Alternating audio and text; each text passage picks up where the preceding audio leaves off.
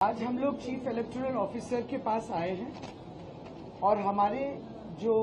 Complaint थी वो कल ही हम लोग लिखित कंप्लेंट दर्ज किए हैं सर्वभारतीय तृणमूल कांग्रेस की तरफ से। इस लिखित कंप्लेंट में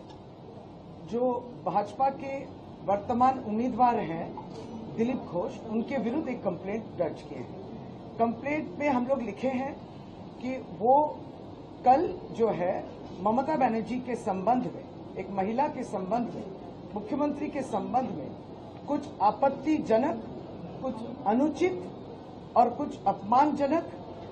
जिससे उनकी जिल्लत होती है, इस तरीके के कुछ व्याख्याएं और भाषा उन्होंने अपने भाषण में दिया। तो इसके विरुद्ध हमारे चिट्ठी में हम लोग ये लिखे हैं कि ये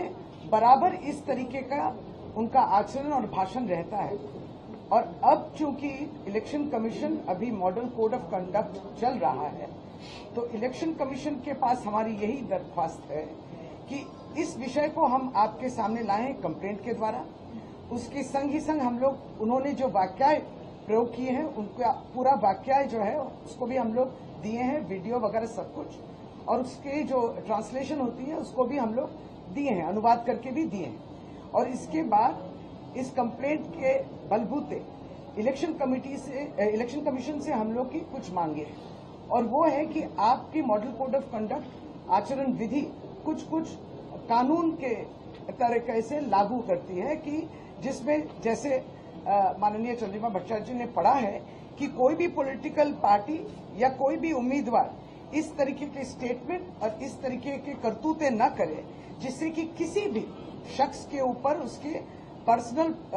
आक्रमण हो, और ऐसे स्टेटमेंट जिससे कि उनकी जो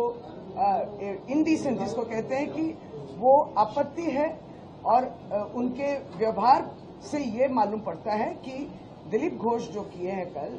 वो बोले तो हैं और उसके बाद इन बातों को लेके उनको शर्मिंदगी भी नहीं है, कोई शर्मिंदा भी नहीं महसूस करते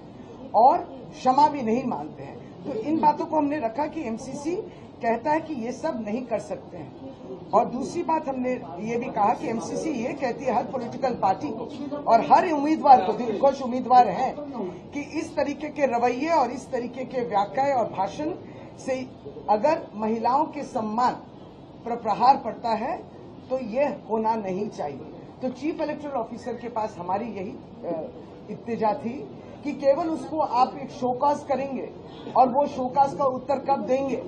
और तब तक निर्वाचन आगे बढ़ जाएगी, ऐसा नहीं हो सकता है, क्योंकि ये बार बार करते हैं। तो इसके ऊपर कुछ कड़ी से कड़ी कार्रवाई कीजिए और इतने हद तक भी जाइए। हमारी तो यही उम्मीद है कि अगर एक उम्मीदवार इस तरीके से बातें करते हैं ममता बनर्जी के संबंध या महिला के संबंध में, तो उनकी तो कैंडिडेचर को भी बंद कर देना चाहिए, बातिल कर देना चाहिए। तो ये हमारी प्रेयर थी जो हम लोग दिए हैं